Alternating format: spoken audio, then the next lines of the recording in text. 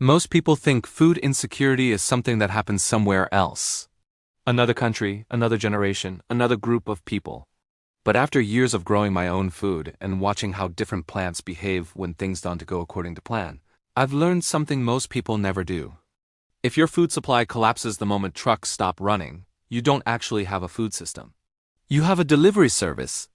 And buried beneath decades of glossy seed catalogs and industrial farming promises is a category of vegetables that directly challenges that reality. There are vegetables that don't ask to be replanted every year. Vegetables that don't care about fertilizer schedules, perfect soil, or ideal weather windows.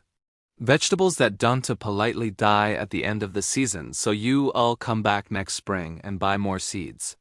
One of them, in particular, made seed companies deeply uncomfortable, because once you plant it, you're done buying it. That vegetable is walking onions, also known as Egyptian onions. A true perennial onion that can keep feeding you for 20 years or more without replanting, without special treatment, and without much attention at all. And before this gets dismissed as some quirky heirloom novelty, let me be clear. I've grown these in poor soil, ignored them through drought, watched them freeze solid in winter, and then come back like nothing happened. I've tested them side by side with modern hybrid onions, premium catalog varieties, and store-bought sets that promise big yields and deliver headaches. Here's the part that never makes it into gardening guides. Walking onions don't behave like a product. They behave like an inheritance. Instead of producing flowers that require careful seed saving, they form small bulb clusters at the top of their stalks. When those clusters get heavy, the stalk bends, touches the ground, and the plant replants itself. It literally walks across your garden without your help. No seed packets, no reorders, no yearly reset. And that's exactly why they faded out of mainstream agriculture. Modern food systems depend on predictability, uniformity, and repeat consumption. Crops are bred to finish their life cycle cleanly so you come back next year. Seed catalogs thrive on novelty, not permanence. New and improved sells far better than still here and still working. Walking onions don't improve. They persist. They don't fit neatly into mechanized harvesting. They don't mature all at once. They aren't photogenic enough for glossy covers. And most importantly, they don't create returning customers. I've spent time flipping through early 20th century seed catalogs, not curated nostalgia scans but real archives. Walking onions were common, recommended, trusted. Then, around the middle of the century, they began to quietly disappear. Not because they failed, but because agriculture stopped valuing resilience. What replaced them were varieties bred for shipping distance, shelf life, uniform size, and machine compatibility. Flavor dropped, nutrition flattened. Dependency increased. Most people never noticed, because they were told this was progress. After years in the garden, one truth becomes impossible to ignore. The plants that survive neglect are the ones that actually matter. Anyone can grow food with perfect soil, perfect fertilizer, and perfect timing. That isn't mastery, it's control. The real test is what keeps producing when life gets messy. Walking onions don't care if you're busy. They don't care if you forget about them. They don't care if the season isn't ideal. They show up anyway. Once you see that, a pattern emerges. Walking onions aren't an exception. They reap part of a broader class of perennial vegetables that were once common and later pushed aside. Plants like perennial kale, which survives winters that wipe out entire beds of lettuce. Plants like sorrel, which produces vitamin-rich leaves before most gardens even wake up. Plants like good King Henry, a spinach alternative that fed European households for centuries without needing yearly replanting. These plants weren't forgotten because they were weak. They were forgotten because they were too reliable. Ask yourself this. Why does every beginner gardening guide start with the same annual crops? Tomatoes, lettuce, peppers, cucumbers. All plants that demand constant attention, constant inputs, and constant replacement. Almost nobody starts you with plants that make themselves unnecessary. That's not accidental. That's how dependency is built quietly, year after year. This isn't about demonizing industrial agriculture. It's about understanding incentives. Systems don't reward what removes the customer from the equation. Walking onions don't just feed you, they introduce a dangerous idea. That abundance doesn't require constant purchasing. And once that idea takes root, it spreads fast. If you've ever grown something that surprised you with how little it needed to thrive, you already understand this instinctively. You don't respect plants because they're trendy. You respect them because they show up when it counts. When people hear that a vegetable grows back for decades, the first reaction is skepticism. It sounds like exaggeration or worse, internet hype. I had the same reaction years ago, which is why I didn't trust the claims until I ran my own comparisons. Walking onions weren't tested in ideal garden beds. They were planted where space was available, soil was mediocre, and attention was inconsistent. That's the point. If a plant only works under perfect conditions, it's not resilient, it's fragile. Side by side with standard bulb onions, the difference shows up fast. Annual onions demand planning. You start them at the right time, protect them early, fertilize carefully, and harvest everything at once. Miss the window and the crop suffers. Walking onions don't play that game. They emerge early, often before the soil feels ready. They tolerate frost that would damage most onion varieties. While annual onions are still figuring out whether spring has officially arrived, walking onions are already growing. Yield is where things get uncomfortable for conventional wisdom. If you measure yield only by bulb size, annual onions look impressive. Big, uniform, camera-friendly. But food production isn't about appearance, it's about continuity. Walking onions produce edible greens for months, underground bulbs that can be harvested selectively, and top-set bulbs that become next year's plants. Over time, the cumulative output surpasses annual onions because there is no reset, no empty beds, no waiting period. Flavor is another place marketing doesn't tell the whole story. Store onions are bred for transport, not taste. Walking onions have a sharper, more complex onion flavor that chefs quietly appreciate, especially for fresh use. The greens are stronger than scallions and hold up in cooking without disappearing. Once you get used to that depth, bland onions start tasting like filler. Storage is where people assume perennial onions must fall short, but reality says otherwise. The underground bulbs store just fine when cured properly, and the top-set bulbs can be kept dry for months. But the real advantage is that you don't need long-term storage in the first place. When a plant lives in the ground year-round, the garden becomes the pantry. That's a concept modern food systems aren't built around. Nutrition follows the same pattern. Plants bred for speed and size tend to sacrifice micronutrients. Walking onions, like many perennials, develop deeper root systems and access minerals annuals never reach. The result is stronger flavor and higher nutrient density. That's not a marketing claim, that's basic plant biology. Slower, tougher plants concentrate more.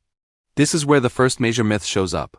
People assume perennial vegetables are weaker, smaller, or less productive because they don't look like grocery store produce.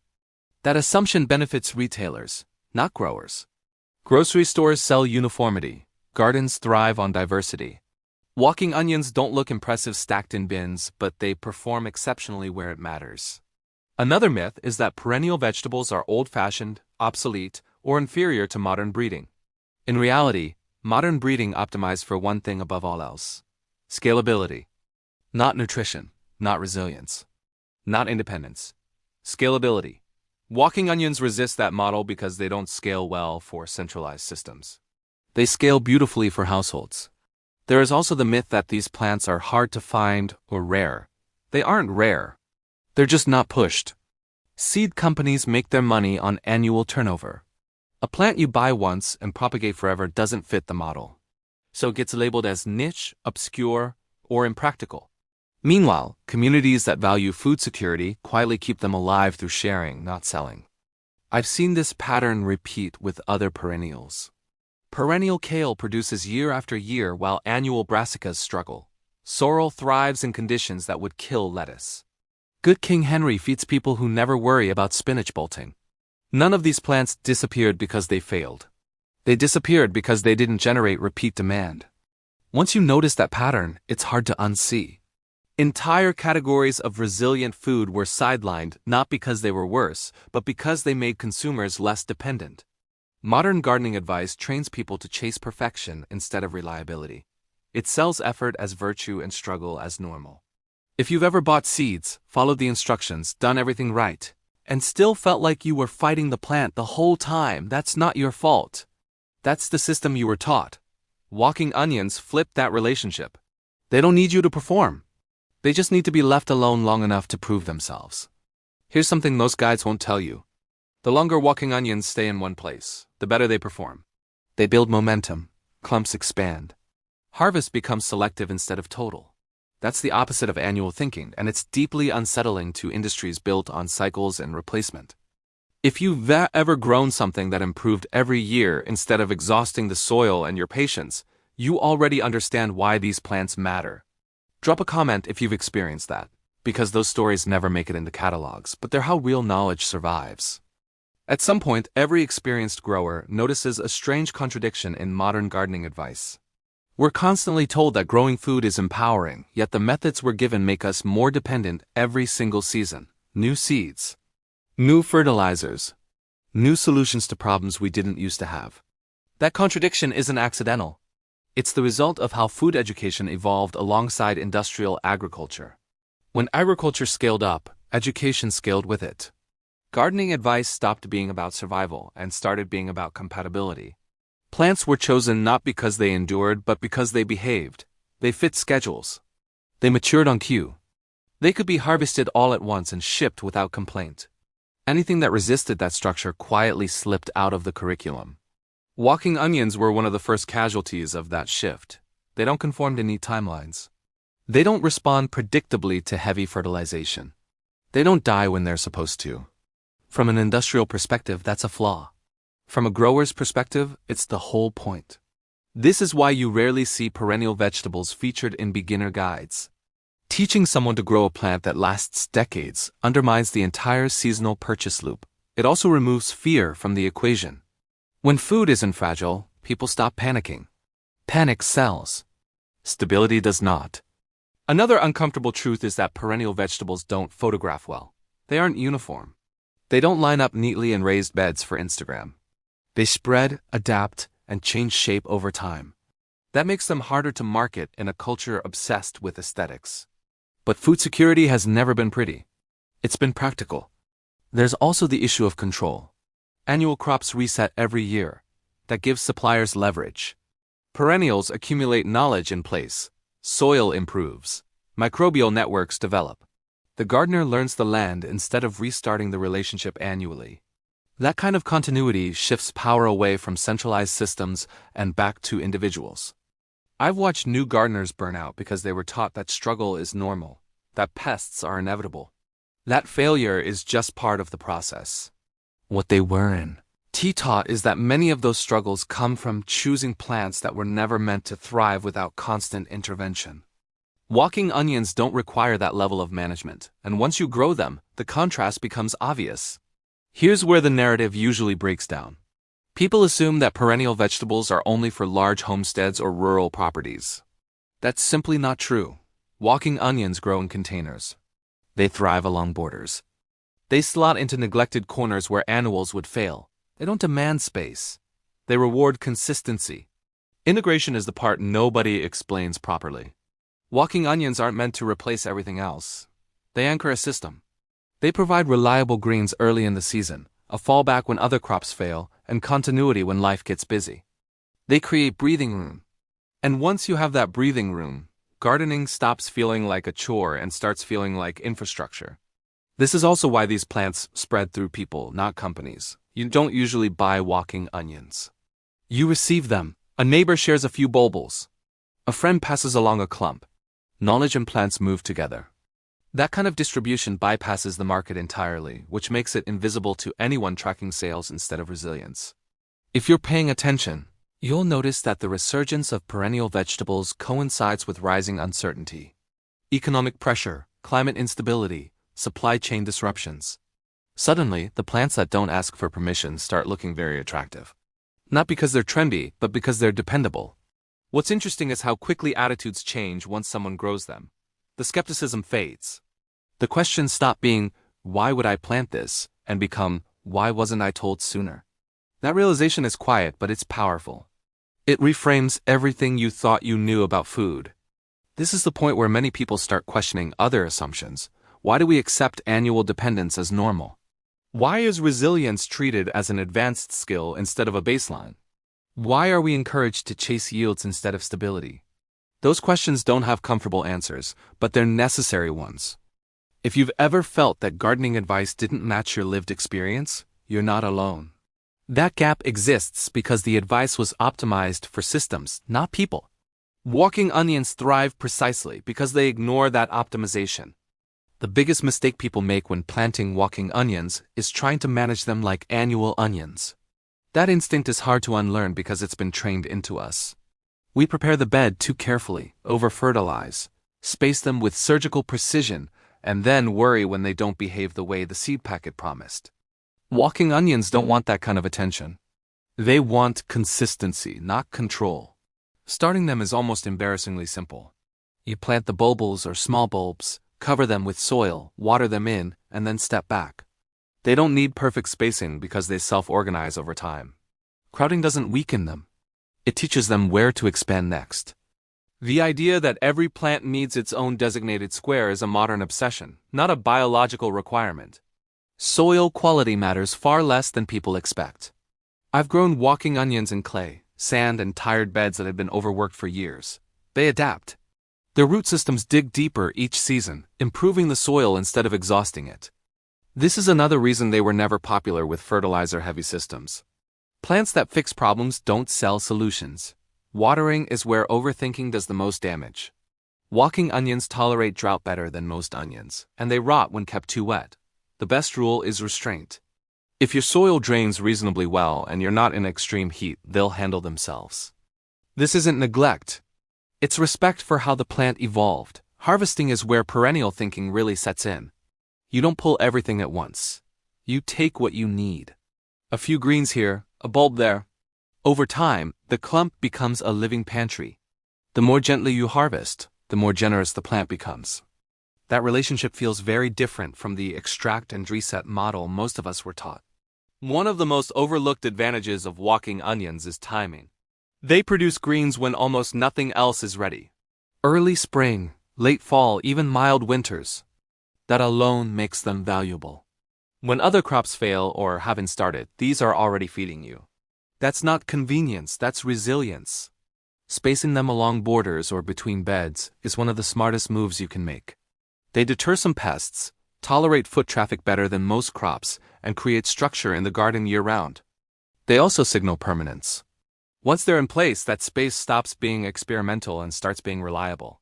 Container growing works surprisingly well, especially for people short on space. A deep pot, decent drainage, and patience are enough. The top-set bulbs still form, the cycle still continues, and you get the same benefits without dedicating ground space. Again, this doesn't fit the narrative that resilience requires scale. This is where the mindset shift happens. You stop asking how much effort a plant needs and start asking how long it will stay with you. Walking onions score high on that scale. They don't demand constant care, but they reward long-term presence. That's a trait most modern systems don't encourage because it builds independence. If you're transitioning from an annual heavy garden, the best approach is gradual. Add walking onions, don't replace everything overnight. Let them prove themselves. Watch how they behave through seasons, through neglect, through unexpected conditions. That lived experience is more convincing than any guide or video. People often ask where to get them, and that question alone reveals how disconnected we've become from food culture. The best source is another grower. The second best is a small perennial-focused nursery. Once you have them, you'll never need to source them again. You'll be the source. That's also why I always say to check the links in the description if you want reputable perennial suppliers. Not because you'll need them long-term, but because access is the first barrier. After that, the plant takes over. There's a quiet discomfort people feel when something works too well with too little effort. It's subtle, but it's real. We've been conditioned to believe that value must be earned through struggle, that anything easy is either a trick or a compromise. That mindset didn't come from nature. It came from systems that profit when effort never ends. Walking onions trigger that discomfort almost immediately. They don't demand attention. They don't punish mistakes. They don't create urgency. And for many people, that feels wrong. If you're not constantly doing something, buying something, or fixing something, it can feel like you're missing a step. That's not instinct, that's training. Marketing reinforces this constantly. We're taught that better results come from better inputs. New seeds, stronger fertilizer, smarter schedules. But perennial vegetables break that equation. They improve over time without upgrades. They don't respond dramatically to products. They respond to patience. That makes them nearly invisible in a culture built on consumption. This is why you will hear perennial vegetables described as low yield or not worth the space. Those judgments come from measuring them with the wrong metrics. Annual crops are evaluated per season. Perennials operate on decades. When you stretch the timeline, the math changes completely. Another form of resistance shows up as distrust of tradition. If a plant has been around for centuries, people assume it must be outdated. The irony is that many modern varieties exist only because older, tougher plants carried agriculture through unstable times. Walking onions survived wars, famines, and economic collapses not because they were optimized but because they endured. There's also a social component. Sharing perennial plants creates community instead of transactions. You don't sell a clump of walking onions as easily as you share one. That exchange builds relationships, not revenue. It's harder to scale, but it's harder to break. I've noticed that once someone plants a perennial like walking onions, their entire approach to gardening shifts. They stop chasing trends. They stop restarting beds every year. They start thinking in systems instead of seasons. That's a quiet revolution, and it rarely gets labeled as one. This is where the industrial agriculture didn't want this idea becomes less dramatic and more obvious. Systems optimize for throughput, not permanence. A plant that removes urgency, reduces purchases, and teaches patience doesn't align with growth metrics. It doesn't need to be banned. It just needs to be ignored. And ignoring something works remarkably well when attention is currency. Seed catalogs shape desire. Influencers amplify what looks good. Education follows what's funded. Meanwhile, plants like walking onions persist quietly in the margins, passed hand to hand, season to season. There's a moment that sticks with almost everyone who grows them. The realization that while everything else struggled, this plant didn't, that it was there when you needed it, without asking for anything in return. That kind of reliability builds trust, and trust is a powerful thing. Once you trust a plant, you start trusting your own judgment more. You stop outsourcing every decision. You stop assuming complexity equals superiority. That shift is uncomfortable at first, but it's freeing. If you've ever felt suspicious of something simply because it didn't demand much, you're not alone. That suspicion was taught. Walking onions quietly undo it by example. When enough people grow food that doesn't need to be replaced, something subtle but important changes. Scarcity stops feeling inevitable. It doesn't disappear, but it loses its grip. The fear that drives impulse buying and panic planting starts to fade. That's not good for industries built on urgency, but it's incredibly good for people. Perennial vegetables undermine the assumption that food must always be scarce, seasonal, and dependent on constant input. Walking onions don't promise abundance overnight. They promise continuity. And continuity is dangerous to systems that rely on churn. When food becomes predictable, people stop overcompensating. This is why these plants tend to resurface during periods of instability.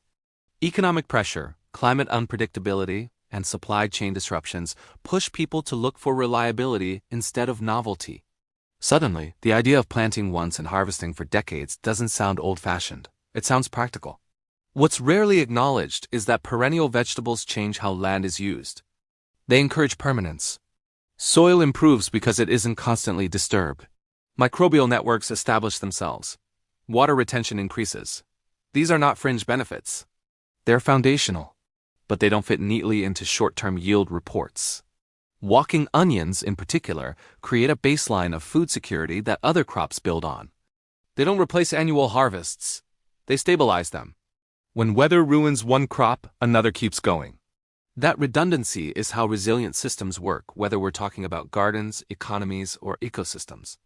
The modern food narrative tends to frame self-sufficiency as extreme or unrealistic. In practice, it's incremental.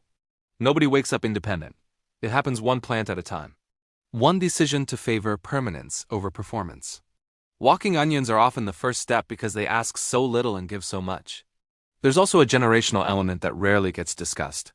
Perennial vegetables create continuity across time. You don't just grow them for yourself. You pass them on.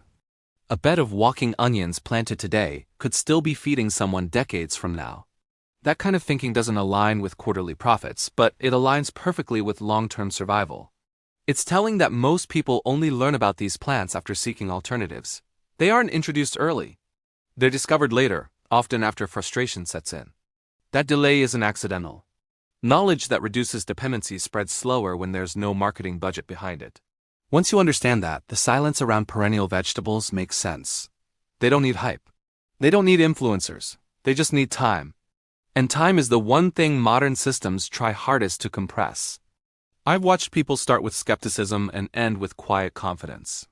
Not because they mastered some complex technique, but because they planted something that kept showing up. That consistency builds a different relationship with food. One based on trust instead of anxiety. If you're still unsure, that's normal. Doubt is part of unlearning. But pay attention to what survives without your help. Those are the teachers worth listening to. Walking onions don't lecture. They demonstrate. By now, the pattern should be clear. Walking onions weren't erased because they failed. They were erased because they succeeded in the wrong direction. They offered permanence in a system built on replacement, reliability in a culture addicted to upgrades, and independence where dependency was more profitable. Once you see that, it becomes easier to evaluate everything else you're told to buy, plant, or believe. The question stops being, does this work? And becomes, does this keep me coming back? That single shift cuts through more marketing than any product review ever could. Walking onions don't ask for loyalty. They don't lock you into a cycle. They don't punish you for stepping away. They sit in the soil and wait. That patience is their strength, and it's exactly why they don't fit modern narratives about productivity and optimization. This is the part most people miss. The power of these plants isn't just in their yield or resilience. It's in what they teach you to expect. Once you've grown something that improves with time instead of burning out, you start demanding the same from other systems in your life. You stop tolerating constant resets disguised as progress. That's why this knowledge spreads quietly. It doesn't convert people with arguments, it convinces them with results. One season turns into 3. 3 turns into 10. And somewhere along the way, the fear that used to drive decisions loses its grip. If you choose to plant walking onions or any perennial vegetable, you're not making a dramatic statement, you're making a practical one. You're choosing stability over novelty, continuity over churn. That choice won't show up on a receipt, but it will show up when things don't go as planned. Remember this the next time you're told that food security is complicated, expensive, or out of reach. Complexity is often a feature, not a necessity. The simplest systems are usually the hardest to monetize. If you want to explore these plants yourself, the sources I trust are linked in the description. Not because you'll need to keep buying, but because access matters once. After that, the plant does the rest. If this perspective changed how you think about food, gardening, or dependency, take a second to support the channel. Like the video, subscribe, and pass this along to someone who still believes food has to be fragile to be valuable. And before you go, leave this thought with you. Any system that works only as long as you keep paying attention to it is not a system designed for you. It's designed for itself. Plant the things that don't need permission to keep going.